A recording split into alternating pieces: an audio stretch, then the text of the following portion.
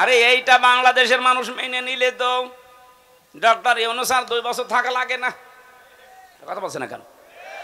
এইটাই যদি আমরা মেনে নিতে পারতাম, হ্যাঁ ষড়যন্ত্র আছে, হচ্ছে, হবে, মানে পাকা খেলোয়াড়, আন্দাজে আবেগে কথা বলা লোক না, যা বলেছে চিন্তা ভাবনা করে বলেছে, প্রতিষ্ঠা করার মাধ্যমে দেখাতে পারি কসম খোদার যে অভাবগুলো চলছে, যে সিন্ডিকেট গুলো চলছে, এইটাও বন্ধ হয়ে যাবে। একটা গোপন কথা শোনাচ্ছি, আজকে শুনে আসলাম। তাই 2 মাসের ভেতরে এই দেশে, আমি ইঙ্গিত দিলাম, আশা করি আপনি বুঝেছেন। এরপরেও যদি কেউ না বোঝার ভান করে থাকেন, মোনাজাতের পরে আসেন, আপনার কানের কাছে মুখ নিয়ে বলছি, জোরে তো আর বলা যাচ্ছে না।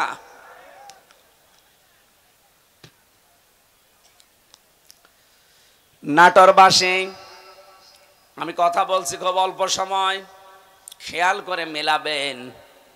আজকে থেকে এই ময়দানে এসেছি শুধু লোক দেখানোর জন্য, মানুষ আমার চেহারা দেখবে, আমি তার চেহারা দেখব না। আমি সিদ্ধান্ত নিয়ে যাব, দুনিয়ায় যারা মানুষের তৈরি করা আইন প্রতিষ্ঠা করে, আন্দোলন করে, আমি আজকে থেকে আর ওই রকম মানুষের পেছনে নেই। আফগানিস্তান যদি আল্লাহর বিধান কায়েম করে টিকে থাকতে পারে, বাংলাদেশে আল্লাহর বিধান কায়েম হয়ে গেলে আমরাও টিকে যাব। কারণ আল্লাহর রহমত তখন আকাশ ফুঁড়ে নাজিল হয়ে যাবে। কথা বলেন ঠিক কিনা? এটা আমি বানালাম। কোরআনে কারীম জানাচ্ছে, ওয়ালাউ আন্না আহলাল কুরা আমানু ওয়াত্তাকাউ লাফাতাহনা আলাইহিম বারাকাতিম মিনাস সামাই ওয়াল আরদ। সূরা আরাফের 96 নম্বর আয়াতের প্রথম অংশে আছে, আল্লাহ পাক বলেন, জনপদের লোকেরা যদি আমি আল্লাহর উপরে ঈমান আনে আর ওই দাবি অনুযায়ী যদি ভয় করে চলার নীতি অবলম্বন করে, আকাশ আর জমিনে যত বরকতের দরজা আছে আমি আল্লাহ সব খুলে দেব। লাফাতাহনা, লামে তাকিদ, সুপারলেটিভ ডিগ্রি। এটা আল্লাহ নিজে গ্যারান্টি দিচ্ছেন যে আমি খুলে দেব। 1 বিঘা জমিতে যদি 20 মণ ধান হয়, যে জনপদের লোকেরা আল্লাহর প্রতি সঠিকভাবে ঈমান আনার পরে তাকে মেনে চলার সিদ্ধান্ত নেবে, আল্লাহর আইনগুলো, আল্লাহ গ্যারান্টি দিলেন ওই এলাকার জন্য, জনপদের জন্য যত বরকতের দরজা জমিন আর আকাশে আছে সব খুলে দেব। আল্লাহর গ্যারান্টি আমাদের এখনো বিশ্বাস হচ্ছে না। কথা বলেন না কেন? যদি এটা আমরা বিশ্বাস করতাম, এদেশে বহু মানুষ কিন্তু এটা বিশ্বাস করানোর জন্য জান প্রাণ দিয়ে তারা খাটতেছে। আপনি তাদের কষ্টের মূল্য দিতে চান না। ও ভাই, আমি নাম ধরেই বলছি, দল মত নির্বিশেষে আমরা এসেছি অনুষ্ঠানে। এটা কোনো একক দলের সম্পদ নয়। হাদা বায়ানুল লিন্নাস, মানুষ যারা, তাদের জন্য আজকের এই আলোচনার অনুষ্ঠান। কথা বলেন না কেন? হাদা বায়ানুল লিন্নাস, আল্লাহ বলেন এর ভেতরে বায়ান করা আছে, বক্তব্য দেওয়া আছে মানুষ বলে যারা দাবি করে তাদের জন্য। বিগত কিছুদিন আগে যে দৃশ্য গেল, কিছু মানুষ এই পৃথিবীতে মানুষ হওয়ার অযোগ্য হয়ে গেছে, তাদেরকে যে মানুষ বলা যায় না, 2006 সালের আজকের এই দিন তার প্রমাণ। আপনারা জসিম ভাইয়ের নাম শুনছিলেন, পিটিয়ে হত্যা করার পরে তার লাশের উপরে কিছু মানুষ ড্যান্স দিয়েছিল। এরা যে মানুষ না, এটা পৃথিবীতে প্রমাণিত। এই জন্যে পৃথিবী তাদেরকে নিষিদ্ধ ঘোষণা অলরেডি করে দিয়েছে। আমরা চাই শুধু এভাবে না, যারা জালিম হবে তাদেরকে এই বাংলাদেশ থেকে চিরতরে আমরা এই জনগণ নিষিদ্ধ করে দেব ইনশাআল্লাহ। সামনে যেন কেউ জুলুম করার দুঃসাহস দেখাতে না পারে। আমি সিরাজগঞ্জ থেকে তার পরের বছর 7 সালে এই গোল চত্বর থেকে উঠেছিলাম সিরাজগঞ্জ রোড, কুষ্টিয়ায় যাচ্ছিলাম। বাসে বসে আছি ড্রাইভারের পেছনে, একটা কুকুর মরে পড়েছিল রাস্তার মাঝে, এই কাটাখালী এই টোল প্লাজা পাওয়ার আগে। ড্রাইভার সাহেব কুকুরের ওপর দিয়ে গাড়ি না দিয়ে বাম দিয়ে দিল, গাড়ি একটা ঝাঁকি দিয়ে উঠিস। বললাম, ভাই আপনি যা করলেন এখন তো অ্যাক্সিডেন্ট হয়ে যেত, আপনি এমন করলেন মানে? আমার বলছে আপনি দেখতে পাচ্ছেন না একটা কুকুর পড়ে আছে মরে, আমি ডবল করে কুকুরের ওপরে চাকা তুলে দেব, আমার বিবেক নেই? বললাম আরে ভাই ও তো মরা কুকুর, ওরে মেরে ফেললে কি ও তো আর বুঝবে না। আমার বলছে হুজুর আপনি কি আসলেই হুজুর? আপনি কেমন হুজুর? হ্যাঁ, আপনি দেখছেন একটা মরা কুকুর পড়ে আছে, এরপরে আমি ডবল করে মারবো, আমার বিবেক নেই? এই কথাটা শোনার জন্য আমি ছিলাম। আপনি কোন ধর্মের লোক আমি জানি না, পরে জানলাম ওনার নাম সুব্রত নাকি যেন, হিন্দু মানুষ। তা আপনি একজন অমুসলিম, আপনার ঈমান নেই, কিন্তু আপনার বিবেক আছে। আপনার বিবেকে পৃথিবীর নিকৃষ্ট যে কুকুর মরে পড়ে আছে, তারপরও আপনি ডবল করে চাকা দিতে পারলেন না, আপনার বিবেকে বাধা দিল। অথচ গত বছর এই অক্টোবরের এই 28 তারিখে লঘি বৈঠার অর্ডার দিয়েছিল যে সারা দেশ থেকে আসো। ওনার কথা মতো সারা দেশ থেকে যারা গিয়ে জসিম ভাইয়ের মতো 11 জন মানুষকে পিটিয়ে মারার পরে যারা ড্যান্স দিয়েছে লাশের উপরে, আমার মনে হয় সবগুলো মার্ডার মামলার মূল হোতা যিনি, তাকে দায়ী করা দরকার। শুধু ওই সময়ে ওখান থেকে শুরু করে আপনি দেখেন, বিডিআর বিদ্রোহ থেকে শুরু করে যত রকমের, কেউ কেউ বলছে বিডিআর বিদ্রোহ। কিসের বিডিআর বিদ্রোহ? বিডিআর হত্যা করা হয়েছে। যতগুলো ঘটনা ইতিহাস হয়ে আছে, আমরা মাঝে মাঝে এই জন্যে তামাম পৃথিবী থেকে আওয়াজ পাচ্ছি। 1500 বছর আগে এই পৃথিবীতে আইএমএ জাহিলিয়াত বলে একটা যুগ ছিল, কথা বলেন না কেন? আর 2024 সালের 5 আগস্ট পর্যন্ত এই বাংলাদেশে আওয়ামী জাহিলিয়াতের একটা যুগ আমরা পার করেছি। সুতরাং এই অন্ধকার যুগ থেকে আল্লাহ আমাদেরকে একটা আলোর যুগে প্রবেশ করাচ্ছেন। এই আলো যেন আমরা কোরআন হাদিসের মাধ্যমে জ্বালতে পারি। কোরআন হাদিস বাদ দিয়ে আলো জ্বালালে আলো টিকবে না। আমরা এখনো পর্যন্ত দেখতে পাচ্ছি অনেকে শিক্ষিত মানুষ, কিন্তু এই মানুষগুলো কাদের ফাঁদে পা দিয়ে যেন এই কথা বলতে চাচ্ছে। কোরআন হাদিসের কথা যারা বলে তাদেরকে তারা মৌলবাদ বলে চালিয়ে দিচ্ছে। এই জিকির বন্ধ করা লাগবে। কার ফাঁদে পা দিয়ে আপনি এই জিকির করছেন আমি জানি না। এই ধোয়া তুলেই কিন্তু আয়না ঘর বানিয়েছিল, এই ধোয়া তুলেই হাজারো মুসলমানকে গুম করেছে আমার বিশ্ববিদ্যালয় কুষ্টিয়ার ওয়ালিউল্লাহ মুকাদ্দাস। এখনো পর্যন্ত তাদের খোঁজ নেই, 10 বছর হয়ে গেল। বড় আশা নিয়ে আমরা আছি যে কত মানুষ তো আসতেছে বের হয়ে বিভিন্ন জায়গা থেকে, এরা 2 জন যদি ফিরে আসতো। যারা গুম করে রেখেছেন যদি সত্যিই মেরে ফেলেন তাহলে আর কি বলবো, যদি বেঁচে থাকে আল্লাহর রাস্তায় তাদেরকে ফেরত দেন। তার মা বাবা এখনো পর্যন্ত আশায় আছে।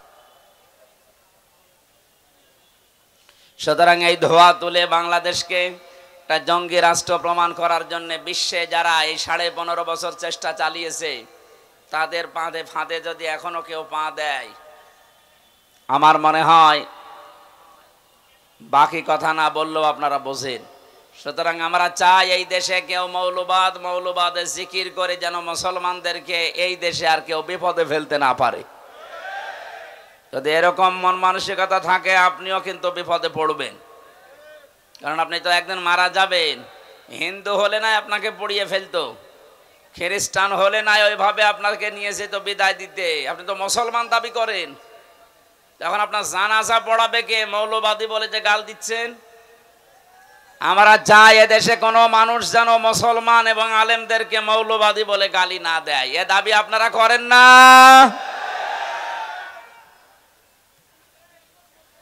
এই জন্য 2006 সালের অক্টোবরের 28 তারিখে যারা নৃশংসতার শিকার হয়ে জীবন দিয়ে গেল, আওয়ামী জাহিলিয়াত। আইএমএ জাহিলিয়াত ছিল 1500 বছর আগে। 6 সাল থেকে শুরু করে 24 সাল পর্যন্ত আওয়ামী জাহিলিয়াত আমরা পার করেছি। এটা যে একটা অন্ধকারের যুগ, এতে কোনো সন্দেহ আছে আমাদের? কোনো সন্দেহ নেই। একটা অন্ধকারের যুগ পার করলাম, সব ছিল অন্ধকারের ভেতরে। আল্লাহ আমাদেরকে অন্তত একটা আলোর মুখ দেখানোর চেষ্টা করে দিয়েছেন, বাস্তবতা দিয়েছেন সামনে, আমরা যেন এটা ধরে রাখতে পারি। এই জন্য কোরআনে কারিমের এই আলোচনাগুলো বেশি বেশি হওয়া দরকার, কারণ কোরআন হচ্ছে আলো। কোরআন কি? আল্লাহ বলেন হাদা বায়ানুল লিন্নাস, এটা মানুষের জন্য বক্তব্য, ওয়া হুদান, এটা পথ নির্দেশিকা, ওয়া মাউইজাতুন, এটা উপদেশ, লিল মুত্তাকিন, যে মানুষগুলো মুত্তাকি দাবি করে তাদের জন্য। আমরা যেহেতু আল্লাহর বান্দা মুসলিম, এদেশে ৯৬% আমরা বাস করি, সেই হিসাবে কম বেশি আমরা সবাই মুত্তাকি, কিন্তু স্তর আছে, কেউ উপরে থাকবে, কেউ মাঝে থাকবে, কেউ নিচে থাকবে। জান্নাতের স্তর যেমন ৮টা, মুত্তাকিদের স্তরও ওইরকম ৮টা। যে যেই ধরনের মুত্তাকি হবে আল্লাহ তাকে ওই স্তরে জান্নাতে রাখবেন। আমরা যেন জান্নাতুল ফিরদাউসে যাবার মতো মুত্তাকি হতে পারি, বলেন আমিন। এই ছেলে যাই করেন কথা বলবেন না ভাই, এমনি কন্ডিশন আমার ভালো না, যা বলছি জোর করে বলছি, কথা বলবেন না। দাঁড়িয়ে থাকেন, বসে থাকেন, অসুবিধা নেই, কথা বলবেন না। দরবারে এলাহিতে শুকরিয়া আদায় করেন তো আলহামদুলিল্লাহ। দরুদ আর সালাম পড়ছি আমাদের নবী মুহাম্মদ রাসূলুল্লাহ সাল্লাল্লাহু আলাইহি ওয়াসাল্লামের প্রতি। কথা বলতে গেলেই কিছু মানুষের মনের ভেতরে খটকা লাগে, না জানে আবার বিরুদ্ধে চলে যায় কিনা। আরে ভাই, আমি কোরআন দিয়ে কথা বলি, কোরআনের কথা শুনলে ভয়ে থাকবে, আতঙ্কে থাকবে তো তারা যারা মুনাফিক। আপনি কি মুনাফিক? ওই জামানায় এই সিস্টেম ছিল, যখনই কোনো আয়াত নাজিল হইতো মুনাফিক যারা নামধারী মুসলমান ওপরে ওপরে ঘোষণা দিত কালেমার, ভেতরে ভেতরে তারা ছিল কপটতাকারী, তারা ছিল সংকীর্ণ মনের, কালো রোগ বিশিষ্ট অন্তর নিয়ে তারা বাস করত। নবীকে দেখাতো আসি, পেছনে যে আবু জাহেলের সাথে লাইন করত। এইরকম মানুষ যারা, তারা নাই ভয় পেতে পারে, তারা আতঙ্কে ছিল। ১৫০০ বছর পরে এখনো বাংলাদেশে মুনাফিক আছে যে আপনার আতঙ্ক লাগে, না জানি আবার আমার বিরুদ্ধে চলে যায় কিনা। কয় আমরা যারা বসে আছি, কয় আমাদের তো কোনো টেনশন নেই। আল্লাহকে শুধু আমাদের না আপনারও জন্য আল্লাহ বলেন। সুতরাং আমি যা বলছি যদি মিলাতে পারেন যে না এটা বানানো কথা, তাহলে আমি বলবো না। কিন্তু যদি আপনি দেখেন যে না এটা তো কোরআনের সাথে মিলছে, কোরআন সংশোধন করবেন, না নিজে সংশোধন হবেন। আশা করছি আপনি মনে প্রাণে এটা বিশ্বাস করেছেন। আমরা এবার কোরআনের একটা পয়েন্ট দিয়ে তেলাওয়াতকৃত আয়াতে যাব।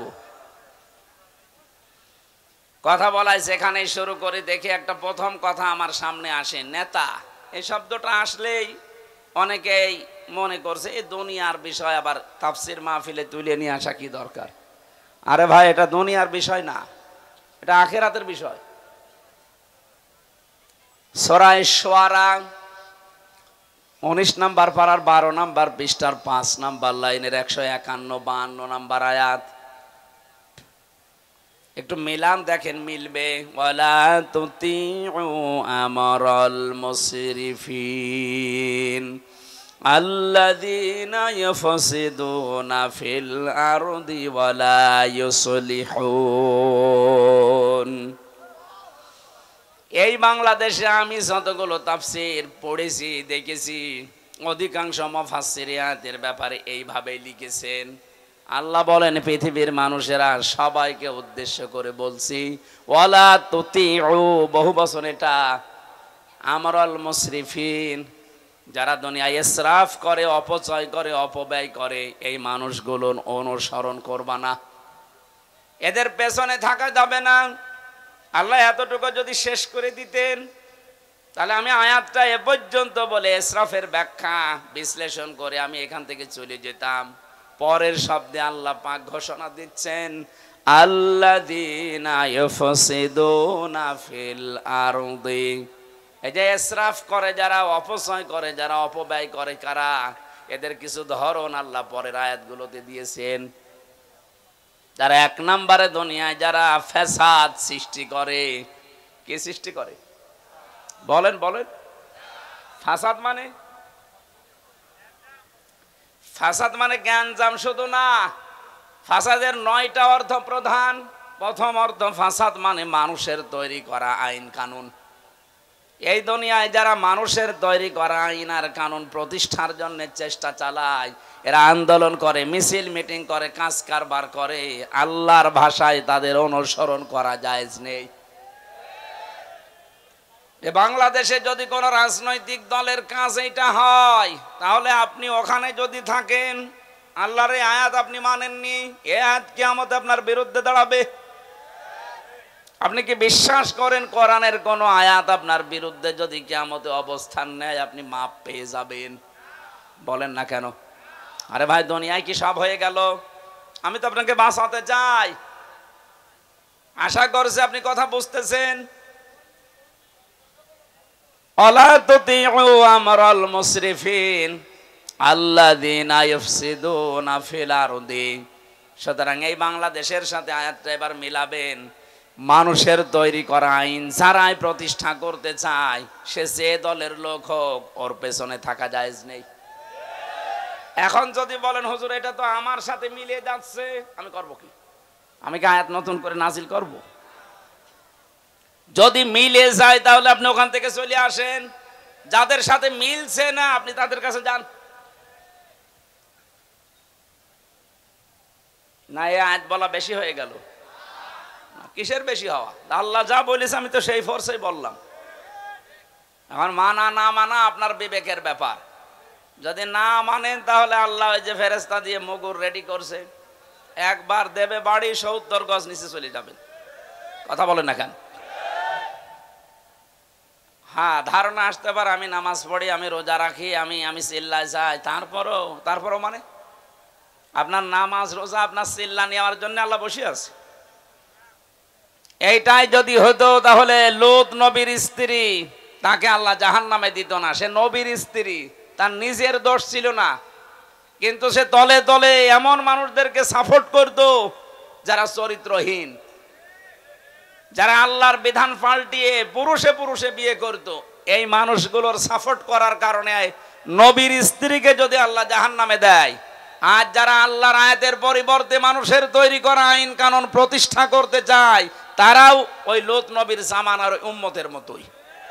তারা আল্লাহর বিধান পাল্টিয়েছে, আর আপনি আল্লাহর বিধান বাদ দিয়ে নতুন করে আর একটা বিধান প্রতিষ্ঠা করতে চান।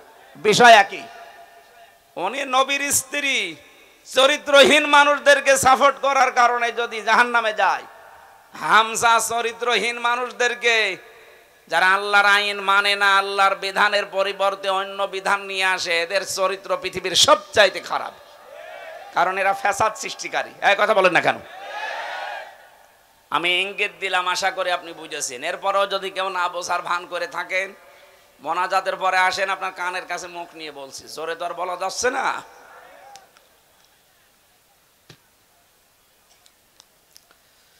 নাটোরবাসী, আমি কথা বলছি খুব অল্প সময়, খেয়াল করে মেলাবেন।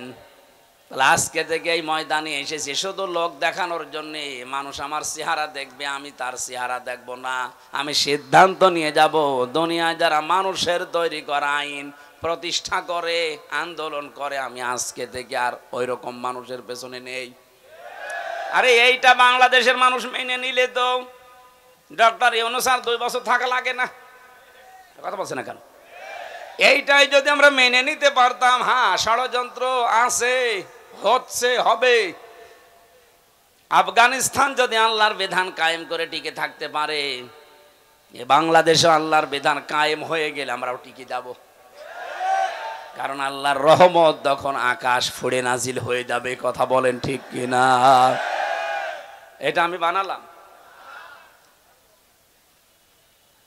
কোরআনে কারীম জানাচ্ছে, ওয়ালাউ আন্না আহলাল কুরা আমানু ওয়াত্তাকাউ লাফাতাহনা আলাইহিম বারাকাতিম মিনাস সামাই ওয়াল আরদ। সূরা আরাফের 96 নম্বর আয়াতের প্রথম অংশে আছে, আল্লাহ পাক বলেন, জনপদের লোকেরা যদি আমি আল্লাহর উপরে ঈমান আনে আর ওই দাবি অনুযায়ী যদি ভয় করে চলার নীতি অবলম্বন করে, আকাশ আর জমিনে যত বরকতের দরজা আছে আমি আল্লাহ সব খুলে দেব। লাফাতাহনা, লামে তাকিদ, সুপারলেটিভ ডিগ্রি। এটা আল্লাহ নিজে গ্যারান্টি দিচ্ছেন যে আমি খুলে দেব।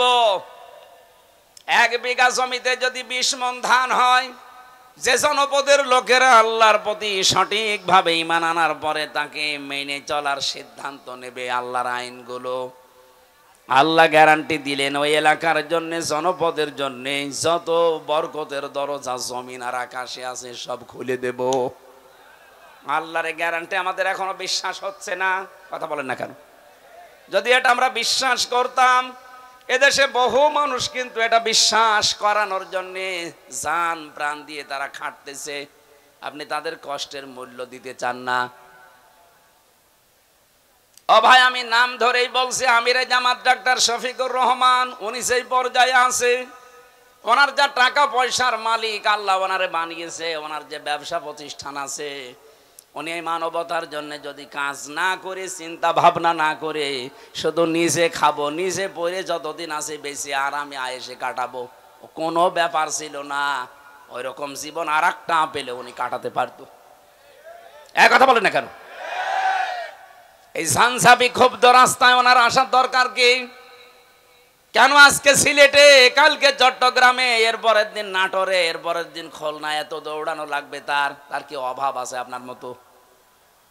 তার যে বিশাল হাসপাতাল আছে, ওইটা দিয়ে যদি সায়েন্স পন্থায় উনি করে খেতে চায়, মরণ পর্যন্ত হালাল রুজি খেতে পারবে, 1 টাকাও হারাম উপায় করা লাগবে না।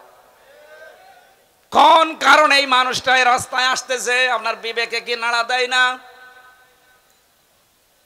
উনি বুঝেছেন খায়রুন নাস মান ইয়ানফাউন নাস, হাদিস। নবীজি কিন্তু খায়রুন নাস বলার পরে মান ইয়ানফাউল মুসলিমুনা বলেননি, যে মানুষের ভেতরে ওইটা উত্তম যে পৃথিবীতে শুধু মুসলমানদের উপকার করছে এবং করবে না। ইয়ানফাউ যেটা মজারে বর্তমান ভবিষ্যৎ, প্রেজেন্ট ফিউচার, এরপরে আল্লাহর নবী মুসলিমুনা দেয়নি, দিয়েছে খায়রুন নাস মান ইয়ানফাউন নাস। পৃথিবীর যে শ্রেষ্ঠ মানুষ আল্লাহর দরবারে ওইটা যে বেশি বেশি নামাজ পড়ে না, যে বেশি বেশি রোজা রাখে না, যে বেশি জিকির করে, কখনো নবী যে কথা বলেননি। বিশ্ব নবী জানিয়েছেন ওই লোকটাই আল্লাহর কাছে সবচাইতে দামি, যার দ্বারা মানুষের উপকার হয়, কল্যাণ হয়। আরে পৃথিবীতে মানুষের কল্যাণের জন্য সব চাইতে বড় মাধ্যম আল্লাহর বিধান। এটা যতদিন পর্যন্ত না আসবে ততদিন মানুষের আসল যে কল্যাণ এটা সাধন করা সম্ভব না। আজ আংশিক আমাদের কাছে আছে, এই জন্য আমরা আংশিক কল্যাণ পাই। যতদিন পর্যন্ত এটা প্রতিষ্ঠিত না হবে, বাস্তব যে কল্যাণ, আকাশের দরজা, জমিনের বরকতের দরজা খুলে যাবে, এটা আপনি দেখতে পাবেন না। সুতরাং এইটা প্রতিষ্ঠার মাধ্যমে আল্লাহর এই দরজাগুলো আমরা খুলতে চাই। কথা বলেন ঠিক কিনা? এই আয়াতের ভেতরে আমরা কয়েকটা জিনিস পেয়েছি। 1 নম্বরে যারা ইসরাফ করবে, দুনিয়ায় অপচয় করবে, অপব্যয় করবে, তাদের ব্যক্তিগত জীবনে, পারিবারিক জীবনে, সামাজিক জীবনে, রাজনৈতিক জীবনে, অর্থনৈতিক জীবনে, আন্তর্জাতিক জীবনে, রাষ্ট্রীয় জীবনে, সব জায়গায় যারা শুধু অপচয় করে। জামা একটা হলেই হয়, প্রতিদিন নতুন নতুন একটা করে শার্ট পরে, এরকম মানুষ এই দেশে আছে এবং ছিল। কথা বলেন না কেন? দুনিয়াতে যাকেই দেখবেন উনি অপচয়কারী, অপব্যয়কারী, তার পেছনে থাকবেন না, কারণ সে একটা নিজেই শয়তান। নামাজ পড়েননি আপনি, শয়তানে কথা আমি কোরআনে পাইনি, বলেন তো কোনো আলেম পেয়েছে কিনা? রোজা রাখে না, সে শয়তানে কথা আল্লাহ পাক বলেননি। হজ করেননি আপনি, শয়তানে কথা আমি পাইনি। কিন্তু যারা অপচয় করে, অপব্যয় করে, এই মানুষগুলোকে আল্লাহ বলেন এরা শয়তানের ভাই। ইন্নাল মুবাযযিরিনা কানু ইখওয়ানাশ শায়াতিন ওয়া কানাশ শাইতানু লিরাব্বিহি কাফুরা। সূরা বানী ইসরাঈলের ভেতরে আছে, যারা অপচয় করে, অপব্যয় করে, এই মানুষগুলো শয়তানের ভাই। আমি এরকম কড়া কথা কোরআনে কোনো জায়গায় পাইনি। নামাজ পড়েননি, শয়তানের ভাই না, নেই।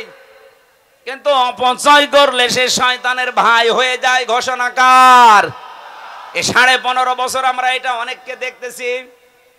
এই 15.5 বছরের ভেতরে যত অপচয় হয়েছে, অপব্যয় হয়েছে, এগুলো যদি অপচয় অপব্যয় না করে শুধুমাত্র জনগণের জন্য, রাষ্ট্রের কাজের জন্য ব্যবহার করতেন, আল্লাহর কসমে এই দেশটা কিন্তু দাঁড়িয়ে যেত। আমরা তো এইটাই চাচ্ছি, অপচয় অপব্যয় বন্ধ করেন, সত্য এবং ন্যায়কে দেশে প্রতিষ্ঠা করে দেন, যা আছে এইটা নিয়ে আল্লাহ দেশ দাঁড় করিয়ে দেবে। নবীজিকে আল্লাহ বলেছিলেন, হে নবী আপনি এখান থেকে চলে যাচ্ছেন, কিন্তু এই দোয়াটা করেন আমার কাছে, আকুর রব্বি আদখিলনি মাদখালা সিদকি ওয়া আখরিজনি মুখরাজা সিদকি ওয়া জাআললি মিন লাদুনকা সুলতানান নাসীরা। এই শেষের যে কথাটা, আল্লাহ তুমি আমাকে এমন একটা রাষ্ট্র ক্ষমতা দান করো যেখানে তোমার সাহায্য থাকে। আমার তো মনে হচ্ছে দেশে একামতে দিনের দায়িত্ব যারা পালন করে তাদের একটা মানুষকে মুখ দিয়ে যদি বলাতে পারেন, তারা যদি বলে আমরা জামাতে ইসলামের প্রতিষ্ঠা চাই, আমি আজকে থেকে তওবা করে ফিরে আসবো। আপনি যাকেই জিজ্ঞাসা করে সে জীবনেও বলবে না আমরা জামাতে ইসলামের প্রতিষ্ঠায় দেশে চাই, তারা বলতে বাধ্য হবে আমরা আল্লাহর কোরআনের প্রতিষ্ঠা চাই। এইটাই তো আসল বিষয়। এই কথা বোঝার চেষ্টা করেন। আল্লাহর কোরআনে কারীম যদি দেশে প্রতিষ্ঠিত সত্যি হয়ে যায়, আমি আপনাকে গ্যারান্টি শুধু না অনেকেই দিচ্ছে, এ দেশে চাঁদাবাজি থাকবে না। আজ আমরা অনেকে আতঙ্কে আছি, বাইরে গেলে অনেককে মেরে ফেলছে মানুষ বিভিন্ন কায়দায়। এই গ্যারান্টি কোরআনে কারীম দিয়েছে ১৫০০ বছর আগে। ফামান তাবিআ হুদায়া ফালা খাউফুন আলাইহিম ওয়ালা হুম ইয়াহজানুন। আমার পাঠানো হেদায়েত যদি কেউ অনুসরণ করে চলতে পারো, আমি আল্লাহ গ্যারান্টি দিচ্ছি কোনো ভয় থাকবে না, কোনো চিন্তা থাকবে না। স্বাধীন হয়েছি ঠিক, কিন্তু এখনো ভয় আছে না নেই? এখনো অনেক আমি জাহিলিয়াত যারা, এ মানুষগুলোর কারণে এখনো ভয়ে ভয়ে আছি। এই ভয়টা থাকবে না যদি এটা কায়েম হয়ে যায়। এই জন্য আমরা গ্যারান্টি দিতে পারি, এটা কায়েম করে দেন। আল্লাহর ঘোষণা মিথ্যা হবে না। তখন আপনি ঘরের ভেতরে যেভাবে নিরাপদে আছেন, রাস্তাঘাটে ওভাবে নিরাপদে থাকবেন। আমরা ওইটা চাই না। বলেন বলেন। আজ বিভিন্ন দ্রব্য মূল্যের ঊর্ধ্বগতি বাড়তেছে, এইটাও বন্ধ হওয়া সম্ভব।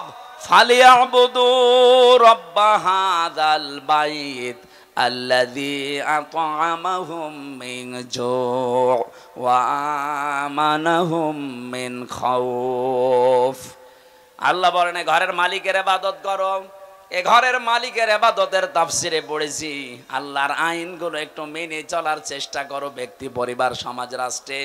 দেখবা দুনিয়াতে খাবারের অভাব হবে না, কোনো ভয়ও থাকবে না, খাবারের অভাব হবে না।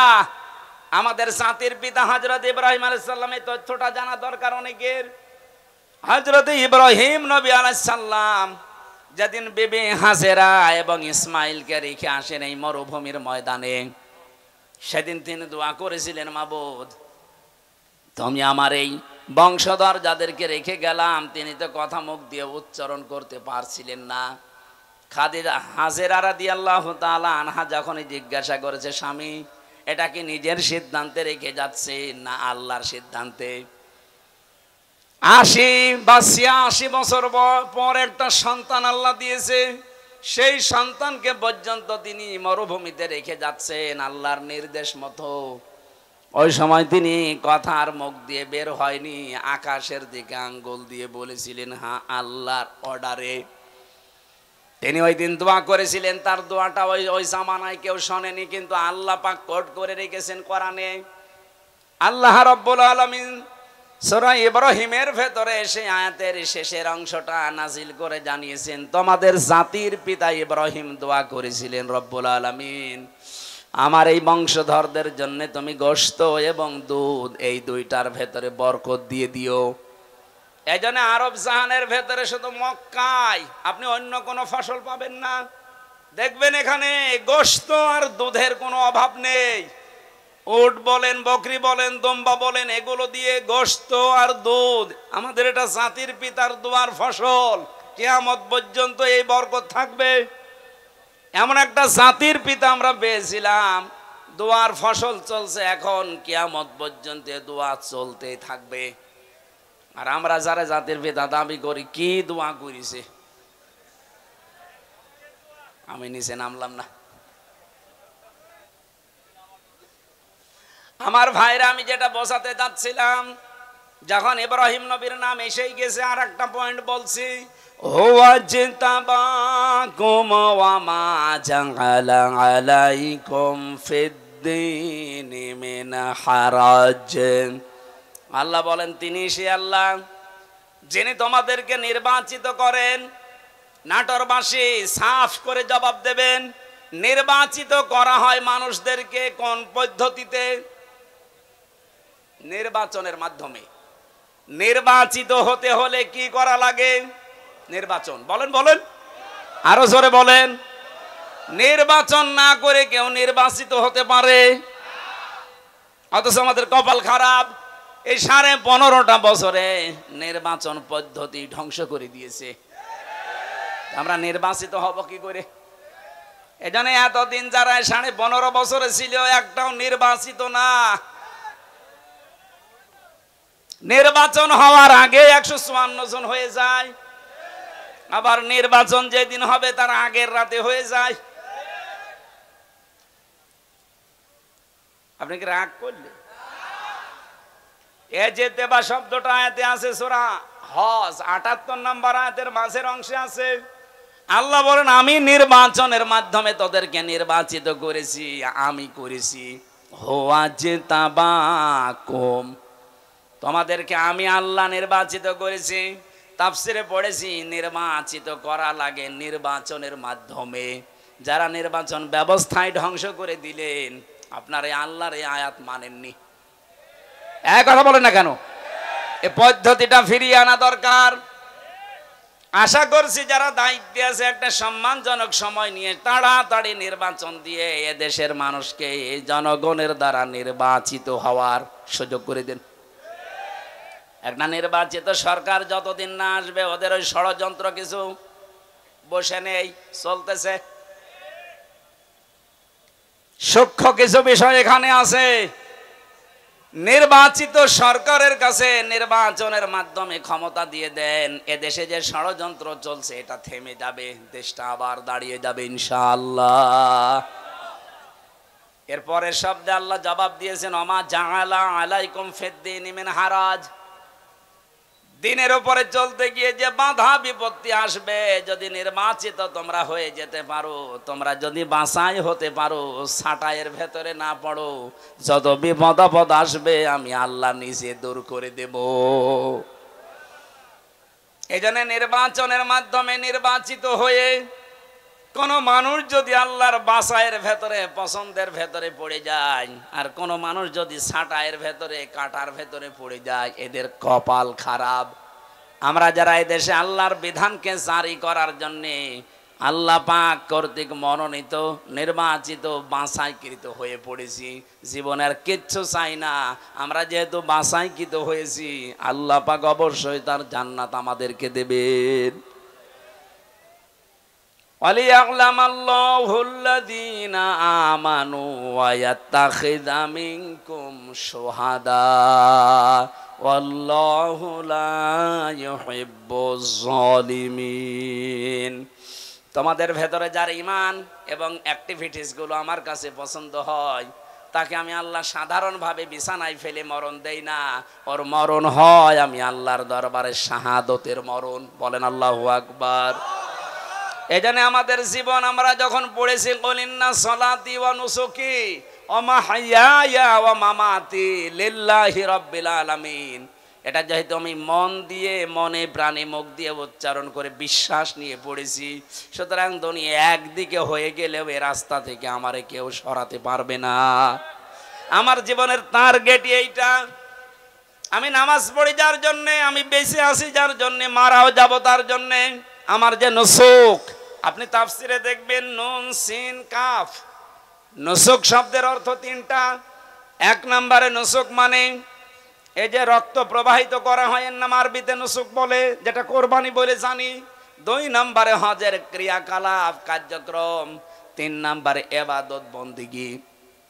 আমি যা করছি, হজ করি, নামাজ পড়ি, রোজা রাখি, আমার শারীরিক মানসিক চিন্তার যে ইবাদত বন্দেগী আছে, এমনকি আমি যা জবাই করি সব আমি আল্লাহকে দিয়ে দিয়েছি। বলেন সুবহানাল্লাহ। আমাদের জীবনে হতাশা বলে কিছু নেই, কারণ হতাশা থাকবে তাদের জীবনে যে মানুষগুলো আল্লাহর এই নামাজকে আদায় করবে না। ইন্নাল ইনসানা খুলিকা হালুআ ইযা মাসসাহু শাররু জাযুআ ওয়া ইযা মাসসাহুল খায়রু মানুআ ইল্লাল মুসাল্লিন। রাব্বুল আলামিন বলেন, অবশ্যই আমি মানুষকে বানিয়েছি অস্থির চিত্ত দিয়ে। এ সব সময় ব্যস্ত মানুষ, সব সময় ব্যস্ত। কোনো নিয়ামত পেলে সে কৃপণ হয়ে যায়, আর কোনো অশুভ কিছু আসলে, কোনো ক্ষতি, কোনো অকল্যাণ, কোনো কষ্ট যদি স্পর্শ করে তাকে, সে তখন হতাশ হয়ে যায়। এই গুণগুলো বলতে বলতে হঠাৎ আল্লাহ আলোচনার ধরন পাল্টিয়ে দিয়েছেন।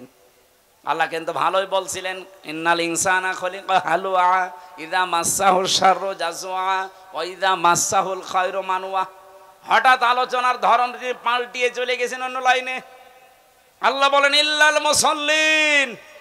এই সমস্ত গুণ পৃথিবীর সব মানুষের ভেতরে আছে। এরা সবসময় অস্থির, এরা বিপদ আসলেই হায় হতাশ করে, আর নিয়ামত পেলে কৃপণ হয়ে যায়। কিন্তু তারা নয় যারা মুসল্লি। কারা? কোন মুসল্লি? আল্লাযীনা হুম আলা সালাতিহিম দাইমুন, যারা তাদের নামাজে নিয়মিত। আমার মনে হয় এই আয়াতটা থেকে বাংলাদেশ জামাত ইসলামী, ইসলামী ছাত্র শিবির, আজ ইসলামী ছাত্রী সংস্থা একটা পয়েন্ট নিয়েছে। ওনারা যাই নামাজ পড়বে ওনাদেরকে লিখে রাখা লাগে যে আমি আজকে এই কয় ওয়াক্ত নামাজ পড়েছি। আপনি 1 ওয়াক্ত নামাজ পড়েন, 2 ওয়াক্ত পড়েন, আপনি মুসল্লির ভেতরে নেই। আপনাকে নামাজ দাইমন নিয়মিত পড়া লাগবে। এজন্য আপনি জামাতে পড়লেন না একা পড়লেন, ওইটাও লেখা লাগে। এক কথা বলছেন না? আপনার জীবন পরিবর্তনের জন্য সিলেবাসটা খুব জরুরি। আপনি যদি এখানে নাও আসতে চান, শুধু সিলেবাসটা কাছে রাখেন। 6 মাস আপনি কাছে রাখলে আপনার জীবন পাল্টাতে বাধ্য। আরে ভাই, আমি নিজে তো পরীক্ষিত। 6 মাস রেখে দেখেন না কেন? আপনার জীবন যদি উচ্ছৃঙ্খল থাকে, বিশৃঙ্খলায় পরিপূর্ণ থাকে, আশা করছে আপনার জীবনকে আপনি কন্ট্রোলে নিয়ে আসতে পারবেন। আপনাকে আমি দাওয়াত দিচ্ছি না যে আপনি শিবির করেন, জামাত করেন, দরকার নেই। আপনার জীবনকে যদি সুগঠিত, সুশৃঙ্খল, সংগঠিত করতে চান, একেবারে লাইন মতো তুলতে চান, আল্লাহর এই আয়াতগুলোর পরে যে ইল্লাল মুসাল্লিন আল্লাহ দিয়েছেন, এটা যদি বাস্তবে দেখাতে চান, এই ফর্মটা একটু দোকান থেকে কিনে নিয়ে হলেও পূরণ করেন। দেখবেন, আমি কসম দিয়ে বলছি, আপনি পাল্টিয়ে যাবেন। কারণ এই ফর্মগুলো সব কোরআনে কারিম থেকে ধারাবাহিকভাবে নিয়েছে। সুবহানাল্লাহ বলতে পারেন না? আমি যেটা তুলেছিলাম ইব্রাহিম নবীর জীবন নিয়ে, ওনাকে আল্লাহ বলছেন আমি নির্বাচিত করেছি, ছাঁটাই করে দেই কাউকে, কাউকে বাছাই করি, এটা আমি আল্লাহর নীতি। এজন্য আমরা যারা একামতে দিনের লাইনে আছি এই বাংলাদেশে, তারা হীনমন্যতায় ভুগবেন না, ছোট মনে নিজেকে কখনো ছোট মনে করবেন না। আপনি পৃথিবীতে সবচাইতে দামি মানুষ, কারণ আল্লাহ আপনাকে নির্বাচিত করে ফেলেছে। আল্লাহ তার দ্বীনের জন্য আপনাকে ছাঁটাই করেনি, বাছাই করে নিয়েছে। আর এইটাই তোমাদের জাতির পিতার আদর্শ। এরপরের শব্দে আছে মিল্লাতা বিকুম ইব্রাহিম হুয়া সাম্মাকুমুল মুসলিমিন। বলেন আল্লাহু আকবার। আমি যেখান থেকে কথা তুলেছিলাম আপনাদের মনে আছে কিনা দেখেন তো। আমাদের জাতির পিতা হযরত ইব্রাহিম আলাইহিস সালাম দোয়া করেছিলেন মক্কার জমিনে, হে আল্লাহ, তুমি আমার এই সন্তান এবং স্ত্রী এর পরবর্তী প্রজন্মদের জন্য রিজিক হিসাবে গোশত এবং দুধের ভেতরে বরকত দিও। দেখবেন পুরা আরব জাহানের ভেতরে বাংলাদেশের মতো 14টা দেশ জোড়া দিলে যত বড় হবে, পুরা আরব জাহান এত বড়। আমি তো বহু জায়গায় ঘুরেছি হজের সময়, মাত্র 7 দিন 5 দিনে তো হজ হয়ে যায়। বাকি সময় 45 দিন আমি কি করব? গাড়ি ভাড়া করে হোক আর বিমানে টিকিট কেটে বিভিন্ন প্রদেশে খালি ঘুরতাম। দেখেছি শুধু মক্কাতে দুধ আর গোশতের ভেতরে ওই ইব্রাহিম নবীর দুয়ার ফসল এখনো চলছে, এখানে কোনো অভাব নেই, কিন্তু অন্য ফসল পাবেন না। বাকি অন্যান্য প্রদেশে যান, তাইফে গিয়ে দেখেছি পাহাড়ের উপরে শহরটা, অথচ ফল ফলাদি ফসলাদির কোনো অভাব নেই। নাটোরবাসী আল্লাহর তাকওয়া যদি অবলম্বন করি, আল্লাহর প্রতি ঈমান এনে জমিনে আমরা আবার আল্লাহর বিধানগুলো প্রতিষ্ঠা করার মাধ্যমে দেখাতে পারি, কসম খোদার যে অভাবগুলো চলছে, যে সিন্ডিকেট গুলো চলছে, এইটাও বন্ধ হয়ে যাবে। একটা গোপন কথা শোনাচ্ছি, আজকে শুনে আসলাম। তাই 2 মাসের ভেতরে এই দেশে আমরা যারা মাজলুম ছিলাম, খালি জালেমদের ওই 14 দল বাদ দিয়ে যারা মাজলুম ছিলাম, এই মানুষগুলো যদি এখনো এক হতে না পারি। আপনি আজকে মির্জা আব্বাসের বক্তব্য দেখেছেন, উনি বলছে জামাত আর বিএনপি আমরা সবাই মিলে দেশকে সাজাতে চাই। উনি পাকা খেলোয়াড়, পাকা রাজনীতিবিদ, আন্দাজে আবেগে কথা বলা লোক না। যা বলেছে চিন্তা ভাবনা করে বলেছে, আপনি একা পারবেন না।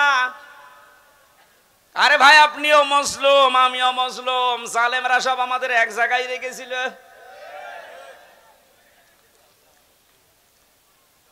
আমি অবদান স্বীকার করি, এই জন্য শুকরিয়া আদায় করছি। জনাব তারেক জিয়া সাহেবের পিএস আমার সাথে 3 বছর ছিল পাশে, শ্রদ্ধাভাজন বড় ভাই জনাব মিয়া নুরুদ্দিন অপু ভাই। ওই 4 দেওয়ালের মাঝে ভাইটা আমাকে বহু সাহায্য সহযোগিতা করেছে। ওনার বন্ধু ছিল, ওনার দ্বারাও আমি বহু উপকৃত হয়েছি ওই ভেতরে।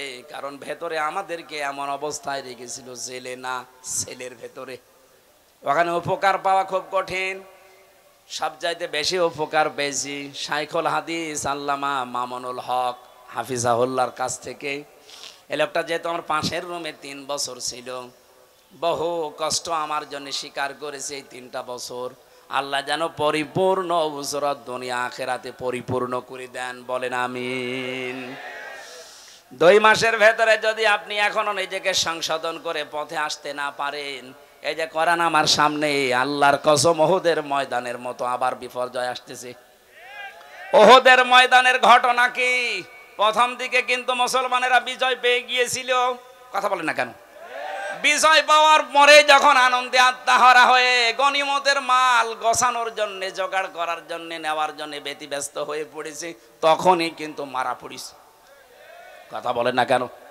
5 আগস্টের পর থেকে বিজয় পেয়ে অনেকে এখন ওই সাহাবীদের মতো শুরু করেছে, গনিমতের মাল পেয়েছে যেখানে যা। আর এই সুযোগে খালিদ বিন ওয়ালিদের মতো অনেকেই কিন্তু ঘুরে বেড়াচ্ছে। এই জন্য আমরা মুসলিম যারা আছি সব এক হয়ে যেতে চাই। এই কথা বলছেন আমার? মুসলিমদের কোনো দল নেই, মুসলিমরা সব এক। আপনার বিরুদ্ধে 313টা মামলা ছিল, আমার বিরুদ্ধে 50টা মামলা ছিল। আপনি তাকান, এখানে যত মানুষ বসে আছে ওই 14 দল বাদ দিয়ে প্রত্যেকের অবস্থা একই। আমাকে যিনি খাবার দিয়ে যেত, বললাম ভাই কয়টা মামলা, কি করেন? বলে বাড়ি বড়গোনায় বিএনপি করি। 313টা মামলা। বলেন তো, 313টা মামলা দিয়েছি ওরে। ওরা মুসলিম মানুষ না? আমার তো মনে হচ্ছে 1500 বছর পরে বাংলাদেশে এখন উহুদের ময়দান কায়েম হয়েছে। এখন আমরা যদি শিক্ষাটা নিতে না পারি, আমরা কিন্তু ধরা খাবো। কেউ বাঁচাতে পারবেন আমাদেরকে। সুতরাং আমরা সাবধান। মির্জা আব্বাস সাহেবের কথাটাকে বারবার গুরুত্ব দেন, নয়তো আপনি আনন্দে আত্মহারা হয়ে থাকবেন। খালিদ বিন ওয়ালিদের মতো মানুষ পাহাড়ের পাদদেশ থেকে চুরি করে এসে একেবারে কচু কাটা করে শেষ পর্যন্ত বিজয় ছিনিয়ে নেবে। আমরা অন্তত এইটা সামনে হতে দিতে চাই না। এই কথা বলেন না কেন? জালেম যারা ছিল আর ওদের দোসর, ওদের কথা বাদ দিলাম। বাকি আমরা যারা মজলুম, সে যে দলের লোক হন, মাজলুমদের কোনো দল এখন আর নেই। মাজলুমদের একটাই দল, যেহেতু এখন স্বৈরাচার নেই, আমরা সব মাজলুম, আমরা দেশকে সাজাতে চাই। আর আমরা অন্য ধর্মের মানুষের তুলনায় এদেশে মুসলিম বেশি, এই হিসাবে বলছি। অন্য ধর্মের লোক যদি 96% থাকতো, আমি এটা বলতাম না। যেহেতু এখানে 96% আমরা আর যাই করি মুসলিম। কথা বলে না কেন? এই পরিচয় থেকে আপনি বের হয়ে যেতে পারবেন যে না আমি ফুল হাতা বলতে পারবেন? আমরা হাফ হাতা কথা বলছেন না কেন? এখানে ফুল হাতা আছেন, কোনটা হাত তোলেন তো? নেই আলহামদুলিল্লাহ। না আছে দু একটা, ওই বাজারে মাজারে বসে আছে। তো এখানে কোন ফুল হাতা আছে? সব কি হাফ হাতা? কয়েকটা থাকতে পারে, ওই যে ওইটা এখনো তো দেয়নি, দু একটা আছে, ওগুলো দিয়ে দেবেন। কিন্তু আমরা যারা হাফ হাতায় আছি, সত্যি কথা বলছি, আমাদের এই পরিচয় দেওয়াই লাগবে আমি মুসলিম। নামাজ রোজা হজ যাকাত হয়তো কম বেশি হয়ে যায় আমাদের, কিন্তু এই পরিচয় দেওয়া লাগবে না যে আমার নামের আগে মোহাম্মদ আছে, আমার নামের আগে সিরি আছে, কথা আমি লিখতে পারবো? কথা বলেন না কেন? সুতরাং যারা মুসলিম এই শব্দটা লেখেন যে মোহাম্মদ আমির হামজা, তাদের এখন সব এক হওয়া লাগবে, সব একদিকে চলে যাক। এই 15.5 বছরের স্লোগান ছিল যে আমরা স্বৈরাচার বাদ দিয়ে সব এক, সেই সুযোগ আল্লাহ তৈরি করে দিয়েছে। সুতরাং আমরা সব এখন কি এক? বলেন বলেন। এক হওয়ার জন্য যেই সামনে যে বিষয়গুলো রাখা লাগে তার ভেতর অন্যতম কোরআনে কারিম। আর কোরআন বলছে দুনিয়ায় যারা ইসরাফ করবে, অপচয় করবে, অপব্যয় করবে, আপনারা তাদের সাথে থাকবেন না। এখন আপনি ভাগ করে নিন। এখন হওয়ার পরে এখন দেখবেন যে আপনি চূড়ান্ত ভাবে থাকবেন কাদের সাথে? 2 নম্বরে যারা ফাসাদ সৃষ্টি করে। ফাসাদ মানে কি বললাম? ফাসাদের 9টা অর্থের প্রথম অর্থ এটা, যারা মানুষের তৈরি করা আইন কানুন প্রতিষ্ঠা করতে চায়, আপনি আর সামনে তাদের সাথে থাকতে পারবেন না। দেখবেন আস্তে আস্তে সব মুসলিম এক হয়ে গেছে। আল্লাহ আমাদেরকে আয়াতটা মেনেছে। আমি আয়াতটা কি বানালাম? বলেন বলেন।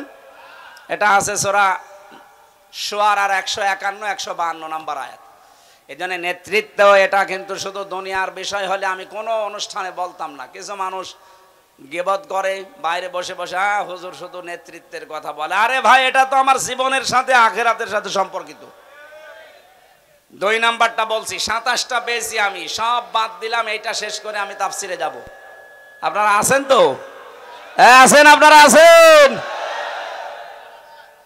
দ্বিতীয় নম্বর হচ্ছে, আমি আয়াতটা আগে দলিল বলি, এরপরে আপনি দেখবেন সূরা নিসা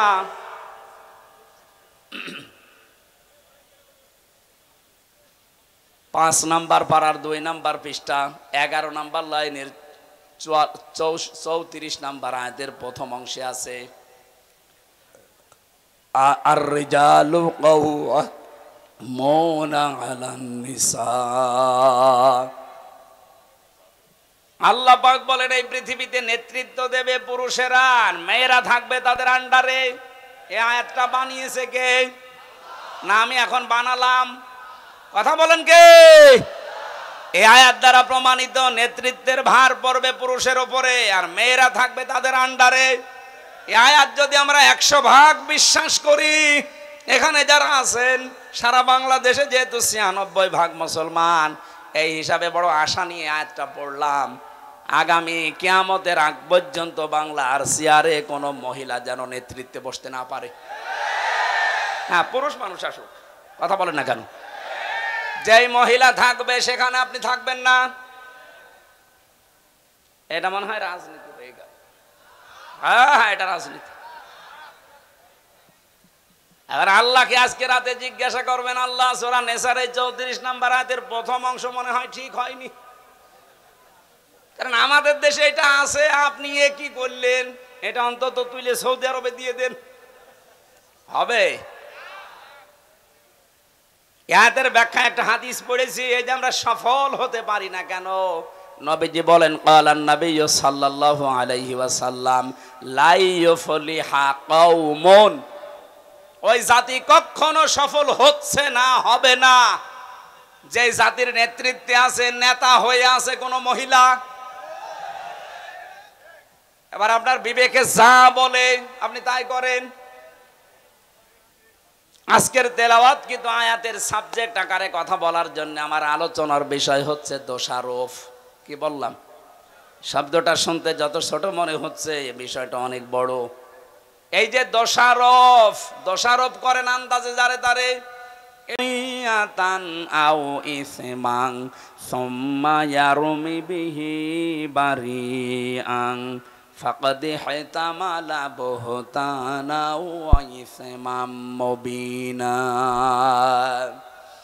এ পৃথিবীতে অনেক মানুষ এমন আছে, হে নবী আপনি দেখবেন তারা নিজেরা অন্যায় করে, নিজেরা অপরাধ করে, নিজেরা পাপের কাজ করে। আরে কাজটা যখন সংগঠিত হয়ে যায়, একটা নিরপরাধ ভালো মানুষ নির্দোষ মানুষের উপরে পাপটা চাপিয়ে দেয়, দোষটা চাপিয়ে দেয়, সে যেন প্রকাশ্য পাপের বোঝা বহন করছে। আজটা যে কত বাস্তব, আপনি এই 5 আগস্টের পর থেকে মিলে যাবে। এই 15.5 বছর যারা আন্দাজে মানুষের উপরে নিজেরাও অন্যায় করে দোষ চাপিয়ে দিত, সেই দোষ এখন আল্লাহ তাদের ঘাড়ে চাপিয়ে অলরেডি মানুষকে দেখাচ্ছে। এদেশের যত অপকর্মের মূল হোতা, আমি কোরআন সামনে নিয়ে মিথ্যা কথা বলছি না, সত্য কথা বলছি, ছাত্রলীগ। কারণ আমি জেলে দেখেছি বিশ্বজিৎকে হত্যা করেছে যারা, আবরার ফাহাদকে যারা হত্যা করেছে সব আমার সাথে ছিল। আমি জিজ্ঞাসা করেছিলাম ওই শাওনকে, ফাঁসির আসামি ছিল, এখন যাবজ্জীবন 30 বছর ওর জেল। মাঝে মাঝে খাবার দিতে আসতো, উনি রাইটার ছিল, লিখতে আসতো নাম। বললাম আপনি এই কাজ করলেন কেন, এখন কেমন লাগে? জীবনের সবচাইতে বড় মারাত্মক ভুল আমার এইটা। ওই সময় কেন ওদের আদর্শে অনুপ্রাণিত হয়ে বিশ্বজিৎ কিন্তু বারবার বলেছিল, ভাই আমি আপনার ধর্মের লোক না, আমি হিন্দু মানুষ। যদি আপনার বিশ্বাস না হয় আপনি আমার লুঙ্গি খুলে প্যান্ট খুলে দেখেন যে আমার ফুল হাতা। কথা বলছেন এখন? ও কিন্তু বলেছিল যে আমি হাফ হাতা না, এরপরও ওকে আমরা ছাড়ি নাই, জায়গায় শেষ করে দিয়েছি। এই অন্যায়টা করার পরে চাপিয়ে দিতে চেয়েছিল ইসলামপন্থীদের মাথার উপরে, আল্লাহ তাদের মাথার উপরে দোষটা চাপিয়ে দুনিয়ার মানুষকে দেখিয়ে দিয়েছে। ক্ষমতার কারণে, প্রভাব প্রতিপত্তির কারণে, টাকা পয়সার কারণে অনেক দোষ তাদের ঢাকা ছিল। আল্লাহ 5 তারিখের পর থেকে সব এখন এই যে আয়াতের শেষের শব্দ ফাকাদ ইহতামালা বুহতানা ওয়া ইসমাম মুবিনা, ও যেন প্রকাশ্য পাপের বোঝা বহন করে বেড়াচ্ছে।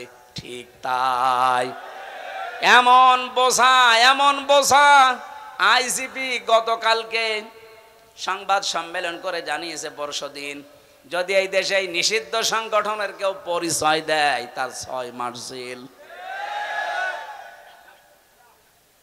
প্রতিদিন এখন দেখতে পাচ্ছেন নিষিদ্ধ সংগঠনের গোপন বৈঠক থেকে 21 জন আটক। আপনি এটা এতদিন চালিয়েছিলেন ইসলামপন্থী মানুষদের উপরে, আল্লাহ পুরা উল্টিয়ে দিয়েছে। এই কথা বলেন না কেন? এই জন্য নিজে অন্যায় করার পরে যদি কোনো নিরপরাধ মানুষের উপরে চাপিয়ে দেন, ওই দোষটা দুনিয়াতে আল্লাহ আপনাকে দিয়ে করাবে, এরপরে আপনার মরণ হবে। এবার আসেন তো আয়াতের ব্যাখ্যায় একটা ঘটনা পেয়েছি আবেগমূলক, আপনারা থাকবেন না? ইমাম মালিক রহমতুল্লাহ আলাইহির জামানায় এক মেয়ে লোক মারা যাবার পর সেখানে আর এক মেয়ে লোক লাশ ধোয়াচ্ছে। হঠাৎ করে ময়লা পরিষ্কার করে যখন রানের উপরে হাত দিয়েছে, ওই মেয়েটার হাত গেছে আটকিয়ে। এত চেষ্টা করে হাত খুলতে চায় না। এলাকার ইমামকে জিজ্ঞাসা করা হলে কি করা যায়, উনি ফতোয়া দিলেন এক কাজ করেন, এই মেয়েটার যে মরা মেয়ে মৃত মহিলার এই জায়গা থেকে এ রান কেটে বাদ দিয়ে দেন, চামড়া কেটে তুলে ফেলেন। কিন্তু এই মেয়েটার স্বামী রাজি না, বলে আমার বউ মারা গেছে, আমার বউ নেককার মহিলা, তার এখন মারা যাওয়ার পরে তার গোশত কেটে বাদ দেবেন, আমি মানি না। আপনার দরকার হয় যে মহিলার হাত আটকিয়েছে ওর হাত কেটে বাদ দেন। এখন ওর স্বামী আর সন্তান এসে বলছে কি, আমরা আসলাম বিপদ থেকে বাঁচাতে, আর এখন আমাদেরই বিপদে ফেলবেন না, আমরা মানি না। আর একজন বড় যিনি আছেন মসজিদের, তাকে নিয়ে আসেন। তিনি বলছেন এক কাজ করেন, জীবিত মহিলার তো হাত দরকার, এই মহিলারই কেটে ফেলেন, কিন্তু ওর পরিবার রাজি না। শেষ পর্যন্ত কি করা যায়, এখান থেকে একটা মাসলা আমি পেয়েছি। দুইজনের স্বামী কিন্তু ফতোয়া দিচ্ছে দুইজনের ব্যাপারে যে আমার স্ত্রী আল্লাহওয়ালা, আমরা আমার জীবিত স্ত্রীর হাত কাটতে দেব না। ওই যে মারা গেছে ওই মহিলা বলছে আমার স্ত্রীর এই রান কাটতে আমরা দেব না। বড় ঝামেলায় পড়ে গেল ইমাম সাহেব, কি করি এখন? ওই দেশের প্রধান বিচারপতি, যিনি বিশ্বের নাম করা একজন আলেম, ইমাম মালিক রহমতুল্লাহ আলাইহি, মদিনায় তিনি থাকেন। 80 কিলোমিটার দূরে এই ঘটনা। ঘোড়ায় চড়ে তাকে নিয়ে আসা হচ্ছে, আপনি আসেন বিচারটা করেন, নাই তো আমাদের এলাকায় রক্তক্ষয়ী সংঘর্ষ হবে। আর এই মহিলা তো বিপদে আছে, হাত তুলতে পারে না, এত টানাটানি করি আমরা, লাশ উঠে চলে আসে। এখন এই মরা মহিলার সাথে জীবিত মহিলাকেও তো কবর দেওয়া লাগবে। ইমাম মালিক আসলেন, পর্দা দিয়ে ঢেকে দিয়ে মহিলাকে জিজ্ঞাসা করলেন, কি হয়েছে বলো দেখি। মেয়েটা বলছে, কিচ্ছু হয়নি, আমি কিচ্ছু জানি না, শুধু কান্দে কান্দে।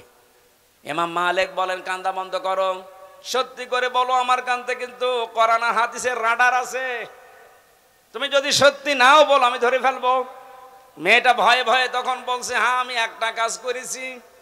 একে যখন ধোয়াচ্ছিলাম, হঠাৎ করে ধোয়ানোর শেষ পর্যায়ে এর রানের উপরে হাত দেওয়া অবস্থায় একটা মন্তব্য আমি এর উপরে নিক্ষেপ করেছিলাম।